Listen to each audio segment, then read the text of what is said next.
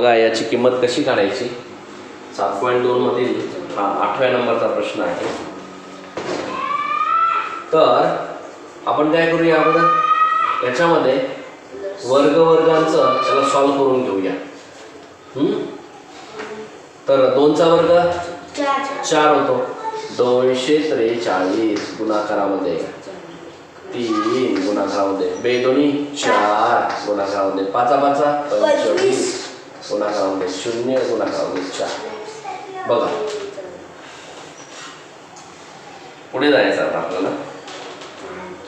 243 3 किंवा असं उलट करत आलं तरी चालतं. कशामुळे इथं 0 आहे म्हणून. कधी पण लक्षात ठेवायचा किती मोठा गुणाकार असू द्या 0 आलं समजायचं त्याचा सत्यानाश होणारच आहे. म्हणजे त्याचं उत्तर व्यवस्थित येणारच नाही. कोणते 0च येणार आहे शेवटी. बघा कसं येणार आहे. बघा हे 4 0 गुणाकारामध्ये 25 गुणाकारामध्ये 4 गुणाकारामध्ये 3 गुणाकारामध्ये 243. 25 0 गुणाकारामध्ये 4 गुणाकारामध्ये 3 गुणाकारामध्ये 243. 4 0 गुणाकारामध्ये 3 गुणाकारामध्ये 243. 3 0 गुणाकारामध्ये 243. 43 0 0. उत्तर काय येते 0.